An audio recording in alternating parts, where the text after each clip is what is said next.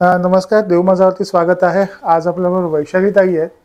ताई गेले अनेक महिने आता देवमाजावरती रोज सकाळी अंदाजे 7-7:30च्या दरम्यान मला साठे काकांच्या पोस्ट येतात आणि त्या डेली पोस्ट ऑनलाईन पोस्ट केल्या जातात.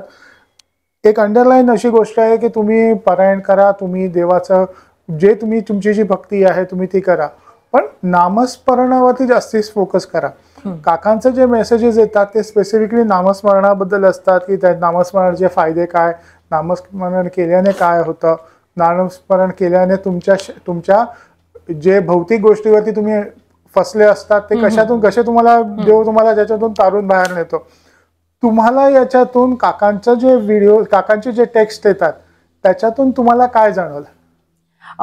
अवधूत चिंतन श्री गुरुदेव दत्त, श्री स्वामी समर्थ महाराज की जय.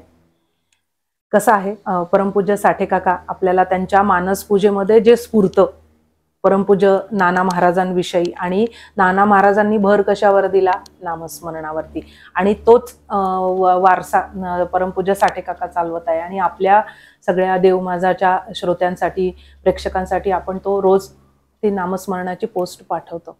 तर या ठिकाणी काय आहे की नाम शब्द, नामाचं उलट केलं तर काय, मना, म्हणजे जे मन आहे ना ते स्वैर धावतं सगळीकडे, आणि त्या मनाला कंट्रोल करण्यासाठी काय पाहिजे, स्मरण.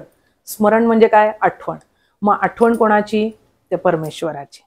मग त्या क्षणाला जर तुम्ही त्या परमेश्वराची आठवण काढली तर त्या स्वैर धावणारं मन क्षणभरासाठी स्थिर होतं. आता बघा, आपण जर का समजा पारायणाला बसलोय, पोथी वाचायला बसलोय, एक 5-10 मिनिटांनी तुमचं मन अख्खं जग फिरून येतं आणि त्या पोथीपाशी, म्हणजे 3 तासाची पोथी असेल ना, अवघा अर्धा तास सुद्धा तुम्ही त्या पोथीत नसता, म्हणजे 2.5-3 तास तुम्ही भटकतच असता. पण ते मन तिथे ते आणून सोडतं. काय आणून सोडतं, ती स्मरण, आठवण. नाही मी पोथी वाचत होतो. म्हणजे हे बघा, ती तुम्ही पोथी वाचताय ना, ती क्रिया सुद्धा ते नामच आहे. तुम्हाला ती आठवण झाली, नाही मला देवाचं नाव घ्यायचंय, मला पोथी वाचायची. पारायण पोथी करतो म्हणजे एक प्रकारे आपण देवाचं नावच घेत असतो. मग हे साठे काका आपल्याला या छोट्या छोट्या पोस्टमधनं काय सांगताय की तुम्ही तुमची दैनंदिन कामं करत असताना तुमचं हे जे मन धावतंय, आणि मग त्यातनं काय होतं, हे मन धावल्यामुळे काम, क्रोध, लोभ, मद, मत्सर हे सगळे षडरिपू तुमच्यावर घाला करायला लागतात. आणि हे षडरिपू घाला करून सगळ्यात मोठा जो षडरिपूंचा बाप आहे तो वर येतो, म्हणजे अहंकार. मी करतोय, माझ्यामुळं झालंय. आणि कधी कधी काय होतं, एखादं संकट येतं किंवा एखादं मोठं कार्य आपल्याला करायचं असतं, आणि मग ते कार्य करताना सुद्धा काय होतं की आपल्याला काय वाटतं, मी केलं. मग हा जो मी आहे ना, तो मी ज्या वेळेला संपतो त्यावेळेला तुमची जी देहबुद्धी आहे की नाही, मी ती देहबुद्धी नष्ट होते आणि आत्मबुद्धी जागृत होते. मग हे काम कोण करतं, नाम करतं. मग तुम्ही घरकाम करताय, नाम घ्या. स्वयंपाक करताय, आठवण आली, नाम घ्या. ठीक आहे, भलेही तुमचं इकडे तिकडे विचार असतील, इट्स ओके, नाम घ्या. श्री स्वामी समर्थ, जय जय स्वामी समर्थ, श्री गुरुदेव दत्त. आठवण आली म्हणजे ज्या ज्या वेळेला स्मरण होईल, आठवण होईल, त्या वेळेला त्या देवाला तुम्ही आठवा, म्हणजे ते काम तुमचं पवित्र होऊन जाईल. तुम्ही स्वयंपाक करताय, तुम्ही त्या ठिकाणी अन्नपूर्णेचं स्मरण केलं, आठवण काढली, तर तो जो तुमचा स्वयंपाक आहे तो प्रसाद होणार. घर तुम्ही झाडताय त्यावेळेला तुम्ही पवित्र नसतं, म्हणजे तुम्ही शुचिरभूत नसता, स्नान वगैरे झालेलं नसतं, आणि नामस्मरणाला कशाच विटाळणे, उठता बसता येता जाता, अगदी टॉयलेटमध्ये सुद्धा तुम्ही नाम घेऊ शकता. मग तुम्ही घर झाडताय, तुम्ही असं समजा की एखाद्या आश्रमच झाडताय, जणू काही तुमचं घर मंदिर होऊन जाईल ना. म्हणजे प्रत्येक गोष्टीमधलं जे कर्तेपण आहे ते कर्तेपण संपवण्याचं काम नाम करतं.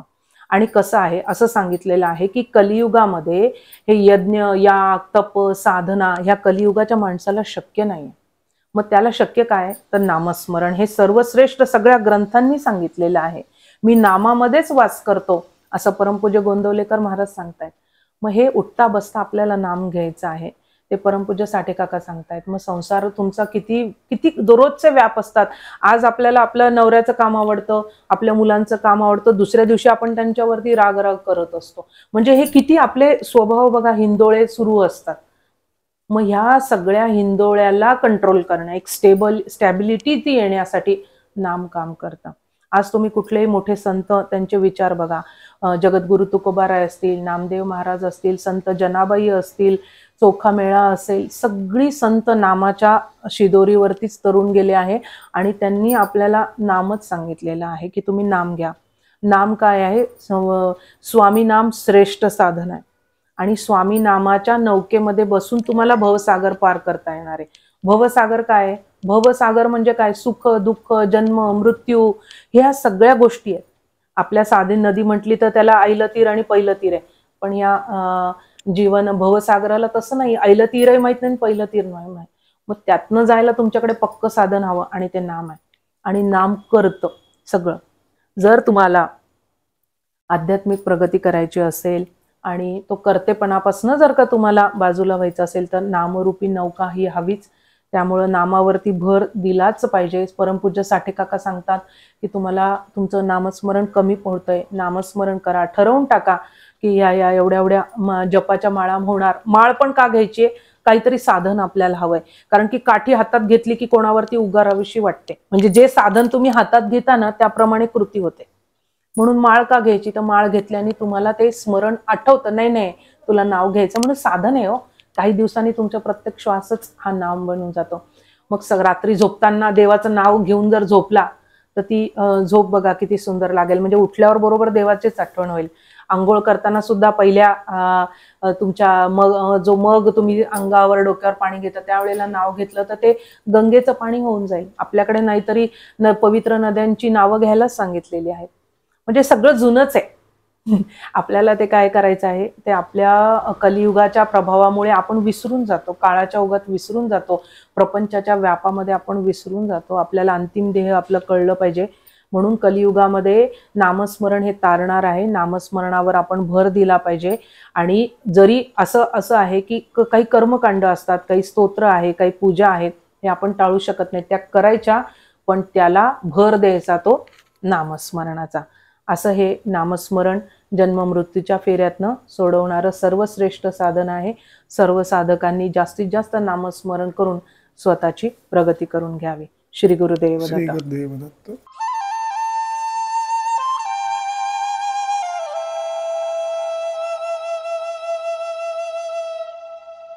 अध्यात्मावर अशीच माहिती मिळवण्यासाठी देव माझा चॅनलला सबस्क्राईब करा